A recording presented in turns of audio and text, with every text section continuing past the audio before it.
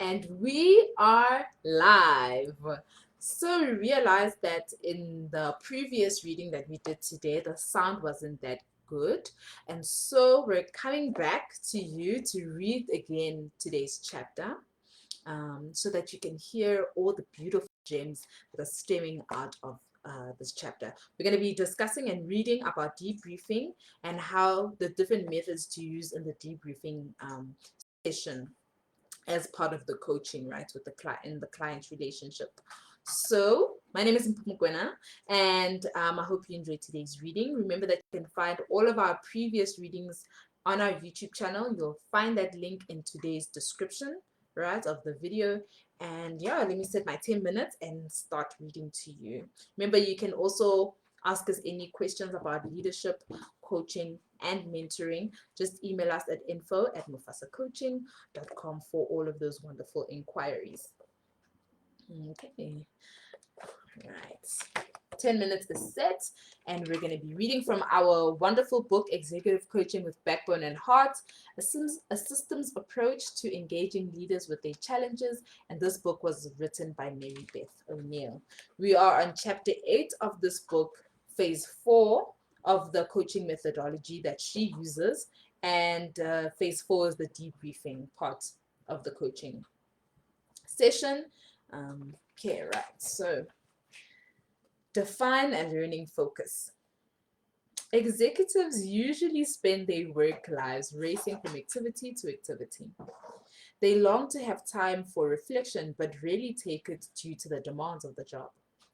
Consequently, executive coaches need to insist early on that the sequence of coaching activities includes time for evaluation. For the best results, the coach should build debriefing time right into the coaching contract. Agree on times that the two of you will sit down and debrief the client's experience. Particularly following a live action coaching event, it can be challenging to get the time with the client to debrief. She is already charging off to her next commitment.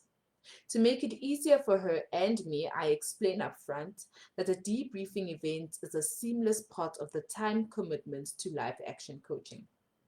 For example, a client's team coaching time commitment is not over when the team leaves the room. The client and I have already scheduled a session immediately afterwards that lasts between 20 and 60 minutes. We evaluate her effectiveness during that session and make plans for any next steps. The method outlined here shows how to use debriefing time effectively. This chapter covers the following debriefing tasks: evaluation of the client's effectiveness, and that's one. Assessing the client's strengths and challenges, review the client's skills and management competencies, customize your debriefing to each client. Debrief tough clients, debrief at the end of a coaching engagement. Number 2, evaluation of the coach's effectiveness, including building a mutual feedback loop into the coaching relationship. A thorough evaluation of the client's effectiveness provides him with a kind of biofeedback mechanism. He can compare his own experience to the feedback he gets from his coach. During the debriefing phase, the client can be open to learning and thus improve how he manages. Sometimes you may encounter a client who resists developing his leadership ability. In the debriefing stage, you need to plot a course for working with the client, or in some cases, determine whether to continue to work with them at all. A section in the chapter addresses this challenge. The last phase of debriefing, evaluating the coach's effectiveness, builds mutuality into the coaching contract. It is an opportunity to get feedback from your clients and share your own assessment of your coaching in a way that serves as a model of self-assessment for the client. Evaluate the client's effectiveness. The process of debriefing is fairly straightforward. You start by asking your client to self-assess her effectiveness before you give her your feedback. If you give your feedback first, she is more likely either to swallow it whole or become defensive without thinking through her own evaluation of herself. Assess the client's strengths and challenges. Usually, clients focus on what they did wrong and what needs improvement. You can insist that they speak to both areas, to what they did well, identifying their strengths, and to the challenges they experienced in their performance. Keep your client's business goal front and center. Ask her if she achieved her business goal and to what extent. And ask her to reflect on what, if anything, was missing. One resource that provides useful question for generating greater awareness in clients is Whitmore. Whitmore helps clients see their actual behaviors in a more objective light, thus encouraging them to self-correct. After the client gives her self-assessment, you can follow with your own feedback. To what extent do you believe she attained her goal? What are the challenges she continues to face? How effective was her leadership? And what blind spots might she be missing? The debriefing session most often falls into 4 categories, and these are: celebrate achievements, identify recurring patterns that were either successfully broken or that remain ingrained, assess the alignment of roles, and develop a plan for the client's next step. So we're now reading about the first category, which is celebrate achievements. It is important to emphasize the client's successes. Clients spend very little time concentrating on their strengths and instead tend to look at the gaps. While that can be a strength in itself, they need to remain mindful of the assets that help them succeed. For example, when I debriefed with Miriam, she noted these positive aspects.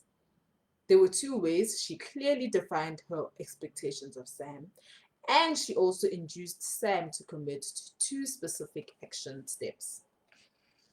Debriefing the successes with the client also cements that successful behavior into her repertoire. And she is more likely to apply those skills when the situation calls for it the next time. Her brain is literally building a new neural pathway that recognizes the opportunities to replicate the sequence that worked before, not unlike the building of a neural highway in the toddler's brain. The more the client succeeds and enjoys the emerging competence that comes from this new set of behaviors, the more these behaviors will become habitual and increase the client's effectiveness. Debriefing captures the moment of success and the taste of satisfaction that the client experiences and helps her transfer that moment into long-term memory.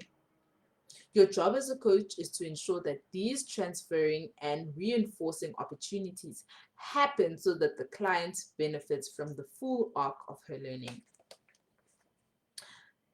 Here is a second category now that we're reading about, and it's identifying a key pattern.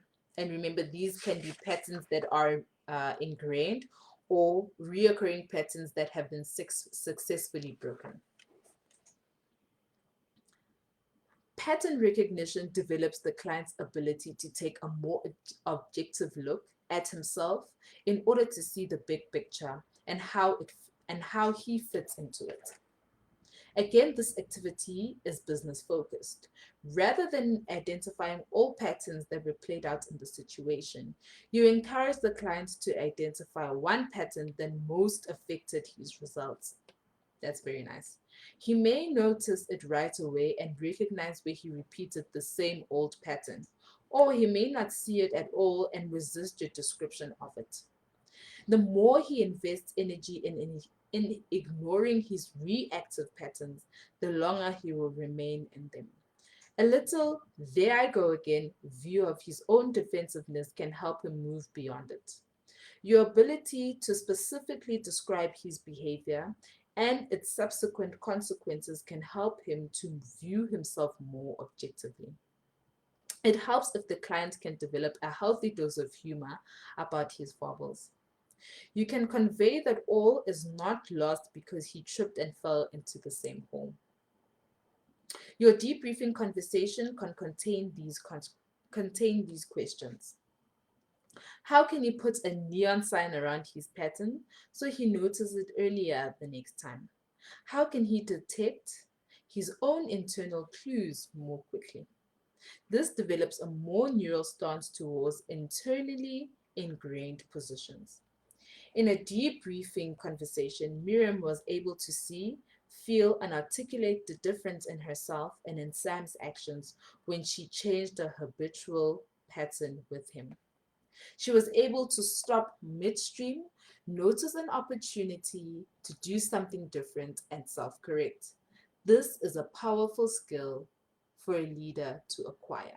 And I hope it is a skill that you will use. Thank you so much. That is our reading for today. I hope you enjoyed it. We have now set times for these readings, days actually. So we do want to read to you 3 times a week. And those days will be Mondays, Wednesdays, and Fridays. So ensure to put those in your diary. Also, you will find these days and these readings as events in our events page. All right, of the Mufasa coaching practice. Remember to find previous readings and these readings of this new book on our YouTube channel. The link is in the description box. And enjoy the rest of the weekend. I will definitely see you on Monday. Thank you. Bye.